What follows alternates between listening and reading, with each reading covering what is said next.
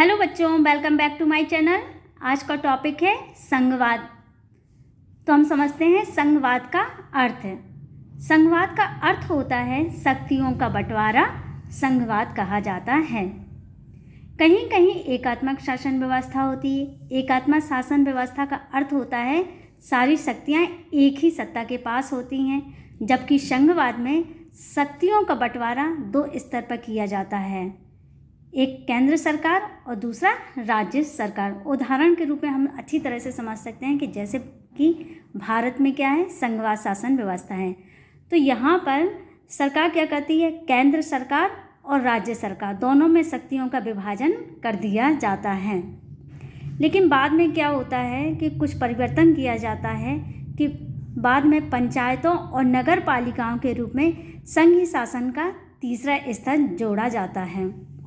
तो इस प्रकार भारत के संविधान में अधिकारों को 3 हिस्सों में बांटा गया, या इस तरह भी कह सकते हैं कि अधिकारों को राज्य सरकार और केंद्र सरकार की शक्तियों को 3 सूचियों में बांटा गया। जैसे कि एक होती है संघ सूची। संघ सूची में क्या क्या आता है हम आपको अच्छी तरह से बताते हैं कि संघ सूची में प्रतिरक्षा, विदेशी मामले, बैंकिंग, संचार मुद्रा, राष्ट्रीय महत्व के विषय आते हैं। इसमें सारा निर्णय कौन लेती है, केंद्र सरकार लेती है। केंद्र सरकार ही नियम, अधिकार, कानून बनाती है। दूसरा आता है राज्य सूची। राज्य सूची में जैसे कि पुलिस, व्यापार, वाणिज्य, कृषि, सिंचाई जैसे प्रांतीय स्थानीय महत्व के विषय आते हैं। लेकिन इसमें कानून बनाने का अधिकार किसका है, राज्य सरकार को है। अब तीसरा आता है समवर्ती सूची। समवर्ती सूची में शिक्षा, मजदूर संघ, वन, उत्तराधिकार जैसे विषय आते हैं, जिसमें केंद्र सरकार के साथ साथ राज्य सरकार दोनों मिलकर इसमें अधिकार, नियम या कानून बनाते हैं। इस प्रकार भारत में संघीय शासन के कितने स्तर हैं, 2 स्तर हैं। जैसे हमने आपको बताया कि शक्तियों का बंटवारा किसमें, राज्य सरकार और केंद्र सरकार में किया जाता है। परंतु कुछ ऐसे निर्णय भी होते हैं जिसमें दोनों को निर्णय लेने का अधिकार होता है, जैसे कि हम आपको बता चुके हैं समवर्ती सूची में।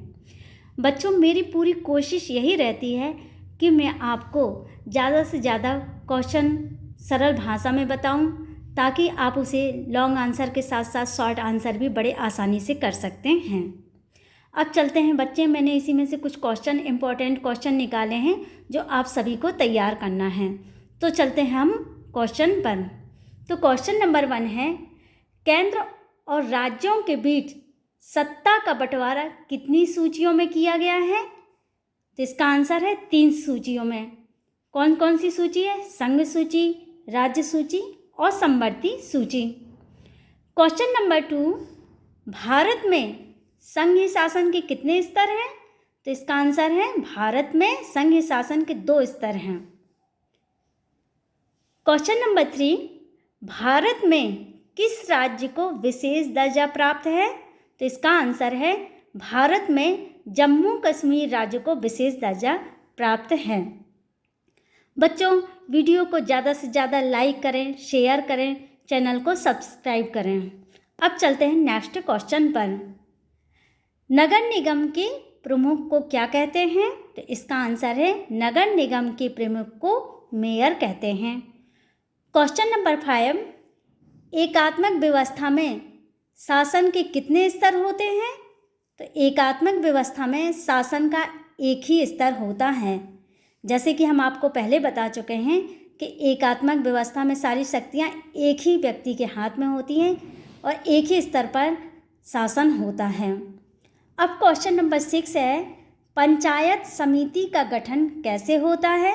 तो इसका आंसर है कई पंचों को मिलाकर पंचायत समिति का गठन होता है।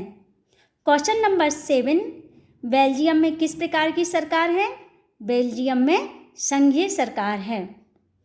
बच्चों, एग्ज़ाम की तैयारी कीजिए, स्वस्थ रहिए, मस्त रहिए। मिलते हैं नेक्स्ट वीडियो में नए क्वेश्चन के साथ। तब तक के लिए बाय।